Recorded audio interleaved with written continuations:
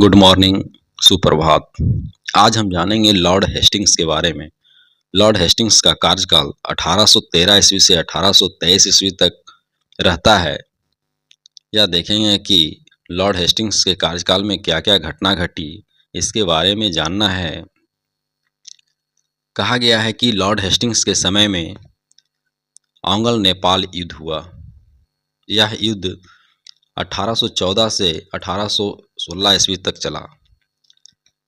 इसमें नेपाल के अमर सिंह थापा को आत्मसमर्पण करना पड़ा और मार्च 1816 ईस्वी में अंग्रेजों एवं गोरखों के बीच संगोली की संधि के द्वारा ओंगल नेपाल युद्ध का अंत हो गया।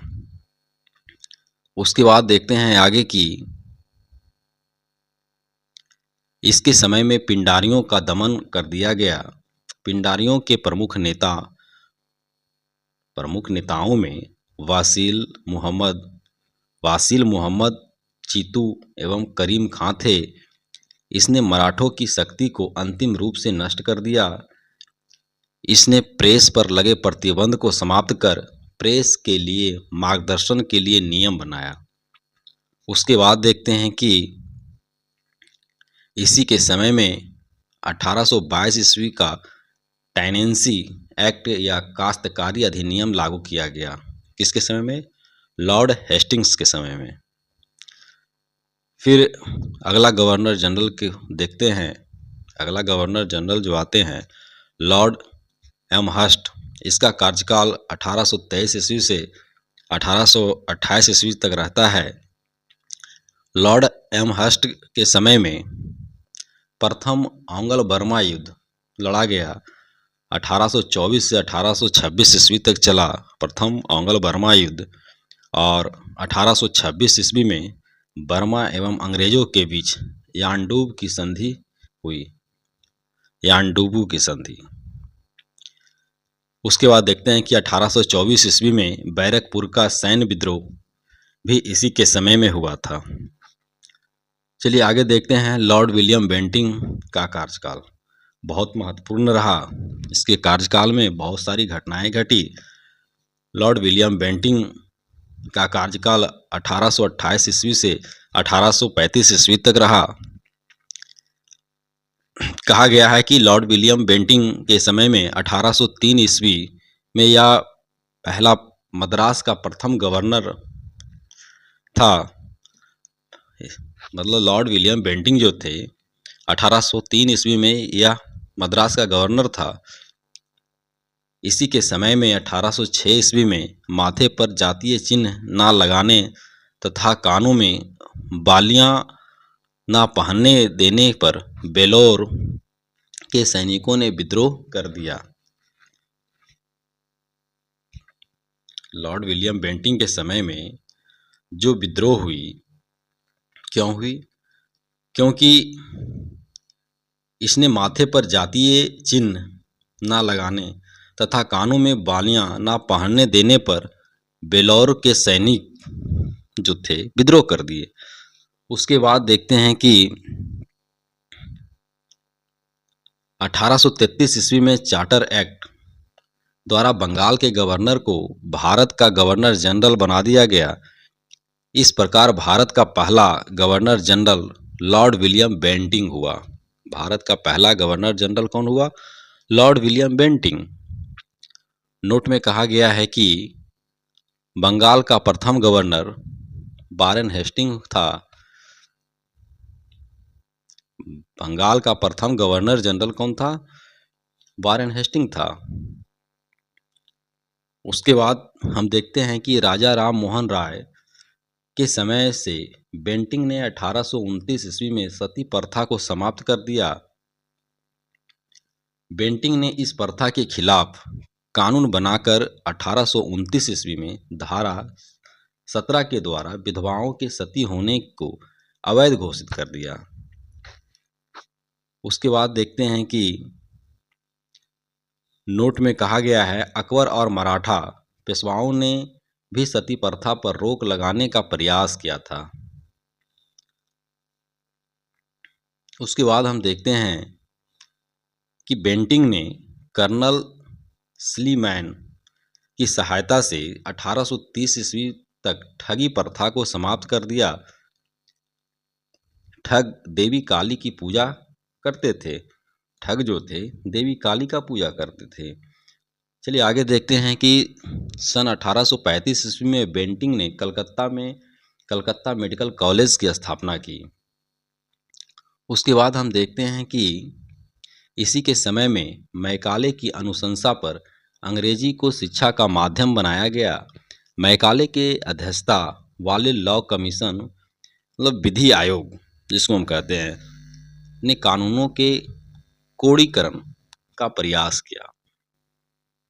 नोट में कहा गया है कि भारतीय शिक्षा पर मैकाले का कार्यवृत्त 1835 ईस्वी को भारत में पाश्चात्य शिक्षा का प्रारंभ माना जा सकता है। पाश्चात्य शिक्षा का प्रारंभ माना जा सकता है भारत में।